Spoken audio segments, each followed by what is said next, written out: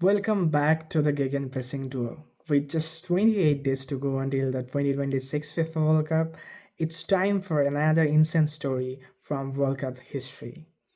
And here is fact number 3.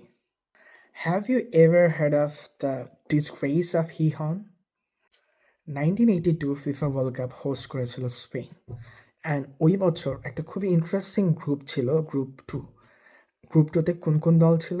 West Germany, Austria, Algeria and Chile. And এই group টুতে যদি সবচেয়ে strong side বলা যায় সেটা কিন্তু ছিল ওয়েস্ট জার্মানি। অ্যান্ড ওয়েস্ট জার্মানির প্রথম ম্যাচ ছিল গ্রুপ স্টেজের আলজেরিয়ার সাথে। সেখানে কিন্তু আলজেরিয়া সারপ্রাইজিংলি ওয়েস্ট জার্মানিকে 2-1 গোলের ব্যবধানে হারিয়ে দেয়।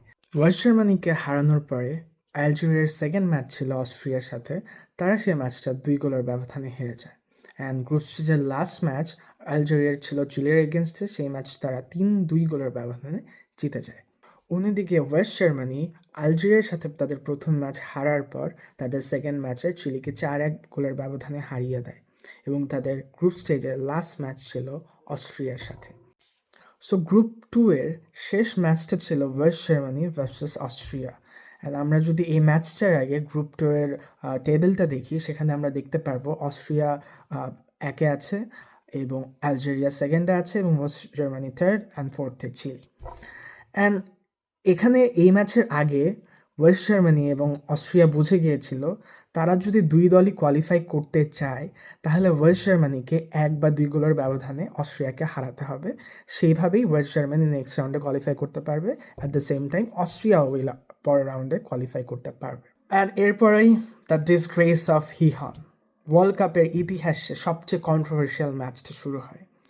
অস্ট্রিয়া এবং ওয়েস্ট জার্মানি স্পেনের হিহনে তাদের গ্রুপ স্টেজের শেষ ম্যাচটি খেলতে নামে।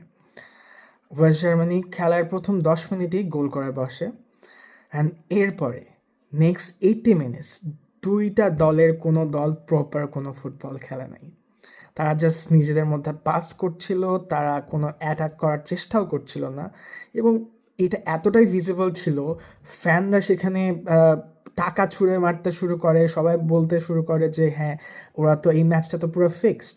অ্যান্ড যারা কিনা কমেন্ট্রিতে ছিল তারাও এত ফিউরিয়াস হয়ে গেছিলো এই ম্যাচটা দেখে, তারাও ওপেনলি বলছিল যে আসলে এখানে কি হচ্ছে।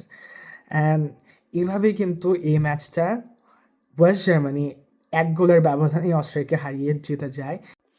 And that infamous match between West Germany and Austria is still remembered today as the disgrace of Gijón.